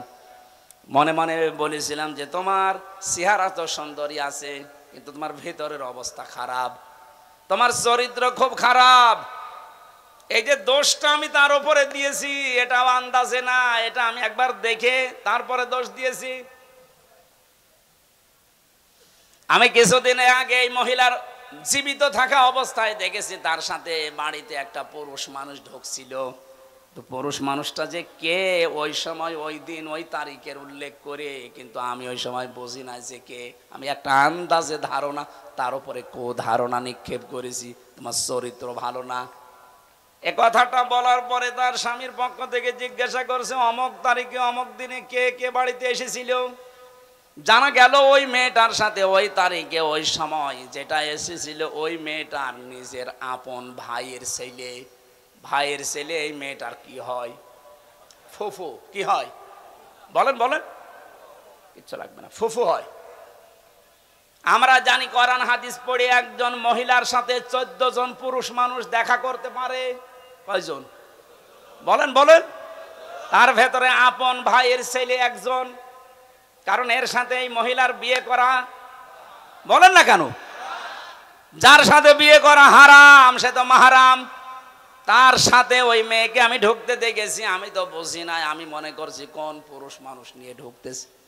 এই যে একটা নেককার মহিলা, সতী সাধবী মেয়ে লোকের উপরে একটা তকমা লাগিয়ে দিলাম, একটা দোষ তার উপরে নিক্ষেপ করলাম। আমার মনে হয় আল্লাহ পাক আমার কারণে এই গুনার শাস্তি আমাকে দুনিয়ায় দেখিয়ে দিয়েছে। কারণ কোন মানুষ যদি কোনো মানুষের উপরে আন্দাজে অপবাদ দেয়, সে যেন নিজেই ওই পাপের বোঝা বহন করে নিয়ে বেড়ায়। এখন পাপের বোঝা কি? এইটাই আমার হাত আটকিয়েছে, আল্লাহ আর খুলতে দেয় না। ইমাম মালিক ডাক দিয়ে বলে, প্রমাণ যেহেতু হয়েছে, তুমি আন্দাজে একটা ধারণা নিক্ষেপ করলে, দোষ চাপিয়ে দিলে নিরপরাধ মানুষের উপরে, এর শাস্তি জানো। মান সালিমাল মুসলিমুনা মিন লিসানিহি ওয়া ইয়াদিহি। খেয়াল করেন, নবীজি বলেন ওইটাই তো আসল মুসলমান, যার হাতের দ্বারা মুখের দ্বারা অন্য মুসলমান শান্তিতে থাকে, নিরাপদে থাকে। তুমি হাত দেওয়ার সঙ্গে সঙ্গে হাত আটকিয়েছে এমনি না, কারণ মুখ দিয়ে এই কথা তুমি নিক্ষেপ করেছো অন্তরের দ্বারা, যে মহিলার চরিত্র ভালো না। বিনা কারণে বিনা অপরাধে একটা নিরপরাধ মেয়ে লোকের পরে এই দোষটা চাপিয়ে দেওয়ার কারণে মহান আল্লাহ তোমাকে আটকিয়ে দিয়েছে। তোমার যেহেতু কোনো সাক্ষী নেই, কোরআনে কারিম জানিয়েছে, সতী সাধবী কোনো মানুষের উপরে, মেয়ে লোকের উপরে কেউ যদি জেনার তহমত দেয়, ব্যভিচারের তহমত দেয়, তার চরিত্রের উপরে কলঙ্ক দেয়, কমপক্ষে তার 4 জন পুরুষ মানুষের সাক্ষী হাজির করা লাগবে। কয়জন? আরো জোরে বলেন। সূরা নূরের ভেতরে আছে, আল্লাহ রাব্বুল আলামিন বলেন, ওয়াল্লাযীনা ইয়ারমুনা আযওয়াজাহুম ওয়া লাম ইয়াকুম والذين يرمون المحصنات ثم لم يأتوا بأربعة شهداء فاجلدوهم 80 جلدة ولا تقبلوا لهم شهادة أبدا وأولئك هم الفاسقون। কোন মানুষ যদি এই পৃথিবীতে কোনো সতী সাধবী নেককার মহিলার উপরে জেনার তহমত লাগায়, আর যদি 4 জন সাক্ষী হাজির করতেও না পারে তাহলে তার 2টা শাস্তি। 1 নম্বরে তাকে 80টা বেত মারা লাগবে, 2 নম্বরে জীবনে কোনোদিন তার সাক্ষী আর আদালতে গ্রহণ করা হবে না। আমার তো মনে হচ্ছে আয়াতটা পড়ার পর বাংলাদেশে 53 বছর আগে যদি সংসদে আয়াতটা কার্যকর থাকতো, আল্লাহর কসম এদেশে বিনা কারণে মিথ্যা মামলায় কোনো মানুষ জেলে থাকতো না। আমার মনে হয় যারা এখন দায়িত্বে আছেন, সামনে শুনলাম সংবিধান সংশোধন হবে, এখানে যেন এই পয়েন্টটা যোগ করা হয়, যারা মিথ্যা মামলা দেবে, মিথ্যা সাক্ষী দেবে, এটা যদি আদালত কর্তৃক প্রমাণ করতে না পারে, 2 বছর 5 বছর 10 বছর জেল হয়েও যদি বেকসুর খালাস পেয়ে যায় আমার মতো, আমার তো কোনো দোষ পাইনি, আমি নির্দোষ, আদালত কর্তৃক প্রমাণিত। সুতরাং বিনা দোষে বিনা কারণে নির্দোষ মানুষটাকে যারা 3 বছর জেলে রেখেছে প্রমাণ তো করতে পারলেন না। আমার মামলার আয়ুর সাথে থেকে শুরু করে একেবারে টপ টু বটম যারা জড়িত তাদেরও সামনে যেন এই আইনটা সংসদে পাশ হয়। যারা প্রমাণ করতে পারবে না, যারাই জড়িত তাদেরকেও অতদিন জেল খাটানো লাগবে। তাহলে দেখেন মিথ্যা মামলা এমনি বন্ধ হয়ে যাবে। আর 2 নম্বরের বড় গুরুত্বপূর্ণ বিষয়, যারা বিনা কারণে নির্দোষ মানুষের উপরে আন্দাজে দোষ চাপিয়ে দেয় তাদের প্রথম শাস্তি 80টা বেত, 2 নম্বরে কোনোদিন তাদের সাক্ষী আর এই দেশে গ্রহণ করা হবে না। কত বড় শাস্তি আপনি লক্ষ্য করেছেন? 1,10,000-এর মতো মানুষ এই দেশে এখনো জেলে আছে। আমার মনে হয় 70,000 মানুষ কালকেই বের হয়ে যাবে যদি এই আজটা সংসদে কায়েম হয়। বহু নির্দোষ মানুষ জেল খাটতেছে, এমনি কিচ্ছু জানে না, মিথ্যা সাক্ষী দিয়ে তারা জেলখানায় রেখেছে। এই মামলার আয়ু থেকে শুরু করে যারা এর সাথে জড়িত, যারা পুরাপুরি কমপ্লিট করতে পারবে না তাদেরও ওই শাস্তির আওতায় আনা লাগবে। তখন এই ছোটখাটো রাগারাগি হলেও আর পুলিশ দিয়ে ধরাবে না, বলবে না যদি প্রমাণ করতে না পারি ও ছাতা আমার কপালেও আছে। ইমাম মালিক বললেন প্রথম শাস্তি হবে তোমার 80টা বেত, আর জীবনেও তোমার সাক্ষী আর কোনোদিন মরণের আগে এই আদালতে গ্রহণ করা হবে না। জাল্লাদকে ডাক দাও, কারণ হাত তো ছোড়ানো লাগবে, হাত তো লেগে আছে, আঠার মতো লেগে আছে। জাল্লাদ এসে শুরু করেছে বিসমিল্লাহির রহমানির রহিম বলে, 1টা 2টা 79টা হয়ে গেছে। মেয়েটার পিঠ ফিনকে দিয়ে রক্ত বের হচ্ছে, তারপরও ছাড়ে না। আর 1টা বাকি আছে যাবক। ইমাম মালিক ডাক দিয়ে বললেন জাল্লাদ অবস্থা কি? পর্দার আড়াল থেকে জবাব দিচ্ছে, ইমাম সাহেব অবস্থা খারাপ, আর 1টা বাকি আছে কিন্তু হাত ওই অবস্থায় আছে। ইমাম মালিক বললেন না, কোরআন মিথ্যা হতে পারে না, কোন দিন কোরআনে কারিমে কোনো মিথ্যা কথা আল্লাহ দিতে পারেন না। ওয়া তাম্মাত কালিমাতু রাব্বিকা সিদকাও ওয়া আদলা লা মুবাদদিলা লিকালিমাতিহি ওয়া হুয়াস সামিউল আলিম। আল্লাহ পাক বলেন আমার এই কোরআন পরিপূর্ণ করার সত্য দিয়ে কিয়ামত পর্যন্ত কোনো মিথ্যা এর ভেতরে প্রবেশ করতে পারবে না। লা ইয়াতিহিল বাতিলু মিন বাইনি ইয়াদাইহি ওয়ালা মিন খালফি তানজিলুম মিন হাকিমিন হামিদ। এর ভেতর থেকে, উপর থেকে, নিচ থেকে, ডান থেকে, বাম থেকে কোনো মিথ্যা যাওয়ার সম্ভাবনা বলেন। 2 নম্বরে এটা কিয়ামত পর্যন্ত পরিবর্তন হবে না, যা দিয়েছি ওইটাই। দুনিয়া পাল্টাবে কিন্তু কোরআনে কারিমের কোনো বিধান পাল্টানো সম্ভব। 3 নম্বর এটা ইনসাফ দিয়ে পরিপূর্ণ, কারো অবিচার করে না। আজ বাংলাদেশে 49 বছর 53 বছর অবিচার চলছে, একটাই কারণ, এইটা প্রতিষ্ঠিত নেই আইন ব্যবস্থায়। এটা যদি বিচারালয়ে, প্রশাসনে, সংসদে সত্যি আমরা নিয়ে যেতে পারি, নবীজির গ্যারান্টি হচ্ছে অমান হাকামা বিহি আদালা, এটা বিচার ব্যবস্থায় নিয়ে যান, ন্যায় বিচার কায়েম করে দেবে। এর উপরে আমাদের বিশ্বাস এখনো পরিপূর্ণ আসে না, এই জন্য একে বাদ দিয়ে আমরা তৈরি করা আইন বিশ্বাস করে ওখানে নিয়ে যাই। মানুষের তৈরি করা আইনগুলো ওখানে যাবার পরে দেখা যায় ন্যায় বিচারের তুলনায় আরো দিন দিন অবিচার বেড়ে যাচ্ছে। আর আমার নাই অন্য কিছু ভাবলাম, আমি সবার কথা বাদ দিলাম, শুধুমাত্র ইসলামী আন্দোলন করার কারণে আমার যতটুকু দেখা চোখে জামাতের আমির যিনি ডাক্তার শফিকুর রহমান যে বারবার জেলে যাচ্ছে নিজের ব্যক্তিগত কোনো কারণে না, দোষে না, শুধু ইসলামী আন্দোলন করার কারণে। ন্যায় বিচার থাকলে ওনারে এই বছরের পরে বছর জেল না, এক সেকেন্ড ওনারে জেলে রাখার কোনো সম্ভাবনা নেই, কোনো অধিকারও থাকবে না। অনেকেই যারা উল্টা পাল্টা দোষ দেওয়ার মন মানসিকতা করেন, আরে ভাই উনি এসেছে ওই রকম লাইন থেকে, উনি মুক্তিযোদ্ধা পরিবারের সন্তান, উনি বাম রাজনীতি করতে করতে এসেছে, ওনারে যে আপনি উল্টা পাল্টা দোষ লাগিয়ে দেবেন যে আপনি আলবদর আসামস, আপনি রাজাকার, আপনারা নিজেরা তখন ধরা খাবেন, কারণ ছাত্রলীগ থেকে উঠে এসেছে।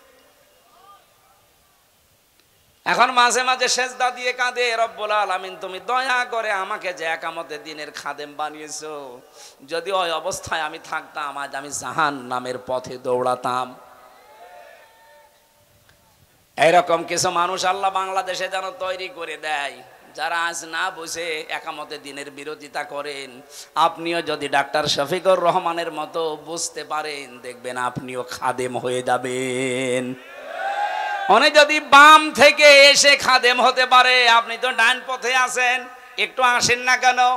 আপনাকে ভর্তি হতে বলছি না, শুধু সিলেবাসটা একটু দেখেন। আমি এক ওসিকে পড়াতাম কুষ্টিয়ায়, এত বামপন্থী মানুষ, আল্লাহ রসুল বিশ্বাস করে না, কিন্তু কোরআনে কারিম শুনতো খুব সুন্দর করে। যখন তেলাওয়াত করতাম ওই সময়, এমনিতে আমার গলা ওই সময় আরো ভালো ছিল, সুর দিয়ে পড়ার সময় দেখতাম তা ধরে আছে, বলতো হুজুর বিভিন্ন কাজ কারবার করি মজা পাই না, কোরআনের ভেতর একটা মজা আছে, আপনি পড়েন, শুধু পড়েন তাই বলতো না। পড়তে পড়তে যখন ভালো লাগতো তখন আমাকে বলছে আপনি কিভাবে পড়েন, আমারে ওইভাবে পড়ানো শিখান, আমি যেন আপনার মতো পড়লেই বুঝি যে কি বলতে চাই। আমি যেমন ইংরেজি পড়লেই বুঝি যে আমি কি, আরবি পড়লেও যেন আমি বুঝতে পারি অন্তত কোরআনটা যে কি পড়ছি। আমি এভাবে পড়তে হলে তো শাব্দিক অর্থ মুখস্থ করা লাগবে, আপনাকে কয়েকশো আরবি গ্রামার আপনাকে আয়ত্ত করা লাগবে। বলছে আমি পড়বো, পড়া আরম্ভ করেছিল। চিন্তা করলাম এই ফাঁকে ওনারে আমি ইসলামের দিকে নিয়ে আসতে পারি কিনা দেখি। একটা ছোট্ট বই দিয়েছিলাম, ওপরের আর পেছনের পৃষ্ঠা খুলে দিয়ে, কারণ আমি জানি যে এই পৃষ্ঠা ওনারে দিলে জীবনও পড়বে না। বিংশ শতাব্দীর একজন অন্যতম মুজাদ্দিদ সাজ্জিদ আবুল আলা মওদুদী আল উস্তাজ, ওনার লেখা কালিমার হাকিকাত, এ বই নেই একটা, দেখলাম এ বই দিলে পড়বে না, ওপরের পৃষ্ঠা ছিঁড়ে ফেললাম, ওখানে নাম লিখে দিলাম অন্য জনের, পেছনের পৃষ্ঠা ছিঁড়ে দিলাম যে কোন জায়গা থেকে ছাপা হয়েছে ওর দিকে লেখা আছে, দরকার নেই। ওপরেরটা পেছনেরটা ছিঁড়ে বাকি পৃষ্ঠা যেখানে এক দিয়ে শুরু করা ওইগুলো দিলাম। চিন্তা করলাম লেখক কার নামে দিয়ে একজন মহিলার নাম লিখে দিলাম। অনেক পড়ার পরে বোঝে নাই প্রথমে, বললাম স্যার কি করেছেন? বলছে পড়েছি, ভালোই তো লাগছে, লেখক তো অনেক উচ্চ মানের লেখক। উনি নিজেও শিক্ষিত মানুষ, লন্ডন থেকে পড়াশোনা করা মানুষ, ওই সময় বাংলাদেশে যত ওসি ছিল সব চাইতে বড় শিক্ষিত ওইটা, উনি অ্যাডভোকেট, এদিকে লন্ডন থেকে অনার্স মাস্টার্স করে এসেছে, এইরকম মানুষ।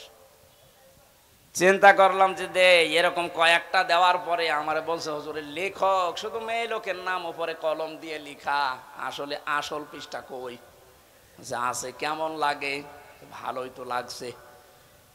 আমি তো বহু বই পড়েছি জীবনে, কিন্তু এর লেখার মান অনেক উপরে, উচ্চাঙ্গের লেখক। এ লেখকের নাম কি? লেখকের নাম বললে আপনি এনার লিখিত বই আরো পড়বেন তো? হ্যাঁ পড়বো। যেই নাম বলেছি সে বই আর দেবেন না, বই দেবেন না মানে ঠিক আছে, আপনাকে ওনার লেখা আর দেব না। আরো লিখিত বই আছে আমার ভার্সিটিতে, আমি এনে দেই, তখন আমি ফার্স্ট ইয়ারে, নিয়ে আসেন। একামতে দিন এই বইটা আমি নিজে 14 বার পড়েছি, মরহুম অধ্যাপক গোলাম আজমের লেখা রহমতুল্লাহ আলাইহি। চিন্তা করলাম এটা দিলেও পড়বে না, কারণ এর নামের আগে দেখলেই ছিঁড়ে ফেলে দেবে। প্রথম পৃষ্ঠা, দ্বিতীয় পৃষ্ঠা, তৃতীয় পৃষ্ঠা ছিঁড়ে ফেললাম, ওখানে আমার নাম লিখে দিলাম যে দেখি পড়ে কিনা। আমার তো ওর ওই যোগ্যতা হয়নি, ফার্স্ট ইয়ারে পড়ে ওই বই লেখা কিয়ামতের আগেও সম্ভব না। কি করি, এ তো পড়তে যাবে না। এই যে এই দিনের এখানে 19টা অর্থ দেওয়া আছে। উপমহাদেশে যে সমস্ত আলেমগুলো দিনের একামতে দিনের কাজ করে তাদের কেন মানুষ শত্রুতা করে, আর যারা খেদমতে দিনের কাজ করে তাদের কোনো শত্রুতা করে না কেন, এর বিস্তারিত লেখা আছে ওর ভেতরে। পড়াটা বললাম পড়ে আমারে শোনাবেন আগামী সপ্তাহে, প্রতি সপ্তাহে একবার যেতাম পড়াতে। পড়াটা উনিও শেষ করে আমারে বলছে, হুজুর এই লেখকে তো ভালো, এই লেখককে। আমি না, আপনি এটা লিখতে পারেন না, কারণ এই লেখক অনেক উচ্চাঙ্গের, এনার ভাষা রচনা শৈলী খুব সুন্দর। দিনের অর্থ এতদিন যা বুঝতাম এখন দেখছি না, আসলে তো ওইটা দিন না। ওখান থেকে একটা সাবজেক্ট বানিয়েছিলাম আমি। এই যে প্রচলিত যে ধারণায় তাওবা, জিকির, এরকম প্রায় 43টা বিষয় নিয়ে ভেজাল আছে আমাদের বাংলাদেশ, ভারত আর পাকিস্তানে। ওই সময় একটা আলোচনা দিয়েছিলাম যে স্যার এই আলোচনাটা আপনি দেখবেন। পড়াটা দেখার পরে আমারে বলছে এতদিন আমি কি মনে করতাম আর এখন আমি কি দেখছি। পরবর্তীতে দেখলাম ট্রান্সফার হয়ে গেছে, এখন আর পরিচয় নেই, যোগাযোগও নেই। ওই সময় যা শুরু করেছিলাম আমার তো মনে হচ্ছিল ওরে যদি আমি একটা বছর এভাবে টিপস দিতে পারতাম, আমার আল্লাহ ওকে ডাক্তার শফিকুর রহমানের মতো ঘুরিয়ে দিত। আপনি এই জন্য আসবেন, আপনাকে আমি ভর্তি হতে বলছি না, সিলেবাসের কাছে আসেন, শেষ করে দেব, শেষ করে দেওয়া দরকার। মানে আর একটা আছে তো আমার তো আবার বেঁচে থাকা লাগবে। এই আয়াত শেষ করতে তো এই যে ফাঁকা দেহাই তামালা বহুতান, এই বহুতানের ভেতরে প্রায় 36টা না 37টা বিষয় লুকিয়ে আছে। আমি এই যে বই নিয়ে এসেছি আজকে, পড়াটা এর ভেতরে ব্যাখ্যা করা আছে। আমার প্রত্যেকটা আলোচনার সাবজেক্ট আকারে আমি তৈরি করি। এখান থেকে আমরা কিছু শিক্ষা আজকে নিয়ে গেলাম, কি বিনা কারণে কারো উপরে কোনো দোষ দেব না, অপবাদ দেব না। যেইটা 15.5 বছর বেশি ছিল এখনো পর্যন্ত অনেকে আন্দাজে দোষ দিয়ে দেয়, এটা মেয়েদের ভেতরে প্রবণতার বেশি। এই কথা বলেন না কেন? এটা যে কত বড় মারাত্মক অপরাধ আপনি টের পাচ্ছেন না। যার ভেতরে যেই দোষ নেই ওই দোষ যদি কেউ তার উপরে চাপিয়ে তাকে কালার করে, যতদিন আপনি ওই দোষ না করবেন ততদিন আপনার মরণ হবে না। আপনি আলেমদের উপরে জেনার তহমত দিয়েছেন, আপনি আলেমদেরকে উল্টাপাল্টা নাম দিয়েছেন, আপনাকে আল্লাহ ওই রকম উল্টাপাল্টা কাজ করাবে দুনিয়ায় যদি ওই আলেম ওই কাজ না করে থাকে। আজকে আমার সাথে মাওলানা হাফিজুর রহমান এসেছে, ওনার নামে একজন আমাকে মোবাইল করে উল্টাপাল্টা দোষ দিল যে ওনার চরিত্র এই এই, অথচ অনেক কোরআন মাথায় নিয়ে বলতে পারে যে ওই দোষ ওনার ভেতরে নেই, পোড়াটা কালার করার জন্য ওই দোষ চাপিয়েছে। সুতরাং যে লোক এই দোষ দিলেন সেহেতু রেকর্ড হচ্ছে, যদি এটা ওনার দাবিতে আপনি মিথ্যাবাদী হয়ে থাকেন, এই যে 2 বারের কথা বলেছে যে চরিত্র খারাপ, এই দোষ আপনাকে দিয়ে আল্লাহ দুনিয়ায় করাবে, তারপরে আপনার মরণ হবে। কারণ ফাকাদ ইহতামালা বুহতানা ওয়া ইসমাম মুবিনা, প্রকাশ্য পাপের বোঝা আপনাকে দিয়ে আল্লাহ বহন করাবে দুনিয়ায়। এই জন্য আমরা সাবধান থাকবো কারো উপরে যেন দোষ চাপিয়ে না দেয়। আপনি দোষ চাপাবেন, আপনাকে আল্লাহ ওই রকম দোষে দোষী বানিয়ে বিদায় করবে। আমাদের এই আয়াত থেকে মূল শিক্ষাগুলো নিয়ে আমরা যেন বাস্তবে আমল করার তৌফিক কামনা করছে। আমার লিখিত বই আপনাদের কাছে আছে, পারিবারিক জীবন নিয়ে লিখিত বই। আউযু বিল্লাহি মিনাশ শাইতানির রাজিম। বিসমিল্লাহির রহমানির রহিম।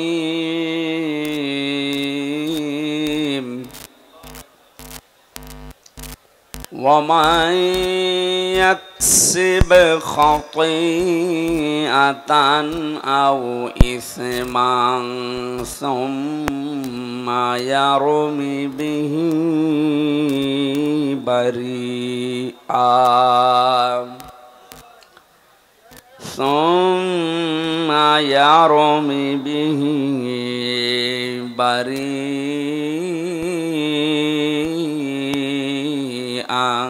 فقد احتمل بهتانا وإثما مبينا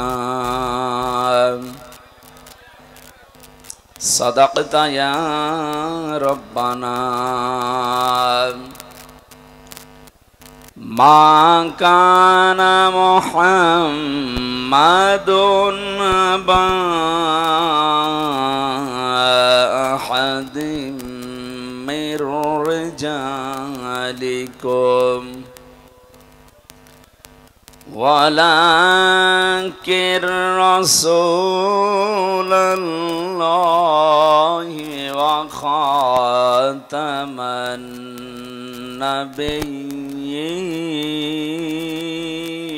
النبيين وكان الله بكل شيء عليما اللهم صل على سيدنا مولانا محمد وعلى آل سيدنا مولانا محمد আলহামদুলিল্লাহ। নাটোর জেলার গুরুদাসপুর থানার অন্তর্গত নাজিরপুর যুব সমাজ কর্তৃক আয়োজিত দ্বিতীয় বাৎসরিক তাফসীরুল কোরআন মাহফিলের স্বনামধন্য সভাপতি আলহাজ মোহাম্মদ হোসেন আলী মণ্ডল সহ সভাপতিবৃন্দ, মাহফিলের প্রধান অতিথি বাংলাদেশ জামাতে ইসলামী নাটোর জেলা শাখার শ্রদ্ধাভাজন আমির, বিশিষ্ট ইসলামী চিন্তাবিদ, শিক্ষাবিদ, রাজনীতিবিদ জনাব ডক্টর মীর নুরুল ইসলাম দামাত বারকাতুহুমুল আলিয়া। উপস্থিত আছেন বড়াইগ্রাম উপজেলা চেয়ারম্যানের সাবেক ভারপ্রাপ্ত চেয়ারম্যান, বিশিষ্ট ইসলামী চিন্তাবিদ, শিক্ষাবিদ, রাজনীতিবিদ, আমাদের অভিভাবক জনাব অধ্যাপক মাওলানা আব্দুল হাকিম, জনাব ব্যারিস্টার আবু হেনা মোস্তফা কামাল রঞ্জু ভাই, জনাব আব্দুল আজিজ, জনাব মোহাম্মদ হাসান আলী, গোলাম সরোয়ার হোসেন, অফিসার ইনচার্জ গুরুদাসপুর থানা নাটোর। বিশেষ অতিথির নাম অনেক মানুষকে দিয়েছেন আপনারা, আমরা দোয়া করছি একবারে ওয়ারফা'না লাকা যিকরাক। এদের ঈমান এবং আমল অনুযায়ী আল্লাহ দুনিয়া আখিরাতে যেন সম্মান মর্যাদা আরো বাড়িয়ে দেন, বলেন আমিন। মঞ্চে বসা ওলামা ইকরাম, বিশেষ করে মাওলানা হাফিজুর রহমান জিহাদি, মাওলানা হোসাইন আহমেদ মাহফুজ, মাওলানা সাব্বির হোসাইন, নাম না জানা অন্যান্য ওলামা ইকরাম, সামনে বসা মুসলমান ভাইরা, পর্দার আড়ালের সম্মানিতা মা এবং বোনেরা, প্রশাসনের ভাইরা, প্রাণ প্রিয় নাটোরবাসী, ওই গেটে পাওয়া যাবে, যাওয়ার সময় নিয়ে যাবেন, মেয়েদের জন্য গাড়িতে আছে। আমার রাতে আর একটা অনুষ্ঠান আছে, আসলে এগুলো সব সংগঠনের কারণে জোর করে করা লাগছে, এটা পাবনায় আছে। এখন যে না উঠলে ওরাও বসে আছে, আগামীতে আসলে আরো সময় দেবো ইনশাল্লাহ। আল্লাহুম্মা আমিন। লা ইলাহা ইল্লা আনতা সুবহানাকা ইন্নী কুনতু মিনাজ জালিমিন। রব্বুল আলামিন, কোরআনে কারিমের জন্য তোমার এই বান্দা বান্দিগুলো এত পাগল, এদেরকে তুমি কোরআনের হেদায়েত, জ্বলন্ত হেদায়েত নসিব করে দাও। সওয়াবগুলো তুমি নবীজির রওজায় পৌঁছিয়ে দাও। দুনিয়ার মাটির নিচে যারা ঘুমিয়ে গেল এদেরকে জীবনের মতো মাফ করে দাও। আল্লাহ তাআলা, জালেমদের হাত থেকে মুক্তি যখন দিয়েছো, এদেশে তোমার কালেমার পতাকা পথ পথ করে উড়িয়ে দাও।